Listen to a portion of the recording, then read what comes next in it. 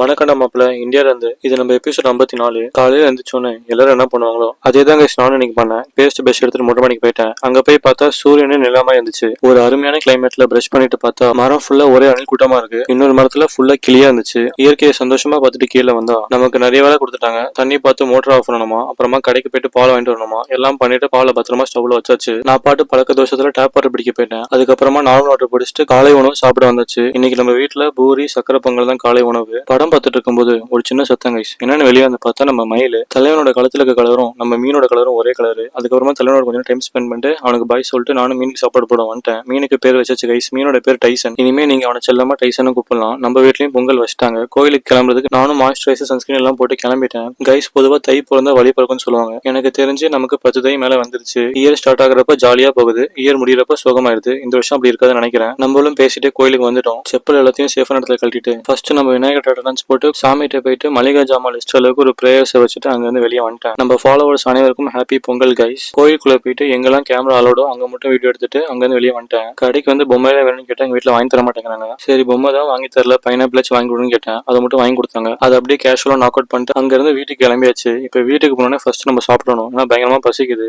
ஊருக்கு வந்ததுல இருந்து இன்னும் நான்வெஜ் சாப்பிடல. எல்லாம் ஃபுல்லா வெஜ் ஐட்டம்ஸ் போட்டாங்க. அதை அப்படியே சோகமா சாப்பிட்டுட்டு நானும் இளநீ குடிக்க போயிட்டேன். நம்ம ஊர்ல வர சரியான வெயில் அடிக்குது. மார்ச் மாசம் எப்படி இருக்க போறேன்னு தெரியல. ஒர்க் அவுட் பண்ணலாம் மொட்டை மணிக்கு போயிட்டேன். ப்ரீ ஒர்க் 2 செவ்வாழை அதை சாப்பிட்டு இருக்கும்போது ஒரு போன் என்னன்னு பார்த்தா டெலிவரி. எப்போ ஆர்டர் பண்ணு எனக்கே தெரியல. ஜார்ஜியால இருக்கும்போது ஆர்டர் பண்ணிட்டேன் போல. இப்பதான் கைஸ் வருது. பார்சலை நம்மளால கையில ஓப்பன் பண்ண முடியல. பக்கத்துல ஒரு குச்சி இருந்துச்சு, அதை எடுத்துட்டு ஓப்பன் பண்ண ஹெல்ப் பண்ணிட்டு தூக்கி போட்டாச்சு. அந்த மாதிரி தான் கைஸ் நம்ம லைஃபும். ஹெல்ப் பண்ணதுக்கு அப்புறமா நம்ம தூக்கி போட்டுருவாங்க. பார்சல் அன்பேக் பண்ணிட்டு ஒர்க் அவுட்ல இறங்கியாச்சு. இன்னைக்கு செஸ்ட் ட்ரைசெப் இந்த பார்ல 100 kg வரைக்கும் பாடி வெயிட் தாங்கும்னு சொன்னாங்க. பட் என்ன பொறுத்த வரைக்கும் 70 kg வரைக்கும் தாங்கும் போல. பட் ஒர்க் அவுட் பண்றதுக்கு மஜவா இருக்கு. ஒர்க் அவுட்லாம் முடிச்சு வரப்பே வேத்து ஊத்திருச்சு. அங்க மைனஸ்ல இருந்துட்டு இங்க வந்தோடனே நம்ம பாடி வந்து இன்னும் அடாப்ட் ஆகல. மறுபடியும் ஒரு எலக்ட்ரோலைட் கிளனியை குடிச்சிட்டு நம்ம ஒர்க்ல இறங்கியாச்சு. கைஸ் அன்னைக்கு சார்ட் எதுக்கு வாங்கினா பாத்தீங்கன்னா நான் ஒரு 60 days சேலஞ்ச் பண்ணலான்னு இருக்கேன். ஏன்னா இப்பதான் இன்ஸ்டாகிராம்லயும் யூடியூப்லயும் டீசெண்டா ரிவ்யூஸ் வருது. பட் நான் வந்து கன்சிஸ்டன்டா வீடியோ போட மாட்டேங்கிறேன். இன்னும் இந்தியால ஒரு 60 to 65 days கிட்ட இருப்பேன். சரி அதனால 60 days சேலஞ்ச் பண்ணலாம்னு சொல்லி சார்ட் வாங்கி எழுத ஆரம்பிச்சிட்டேன். அதை பத்திரமா செவத்துல ஓட்டிட்டு நம்ம டைசனுக்கு சாப்பாடு போட்டு இன்னைக்கு டேவை முடிச்சாச்சு. நாளைக்கு பார்ப்பாங்க கைஸ். பை.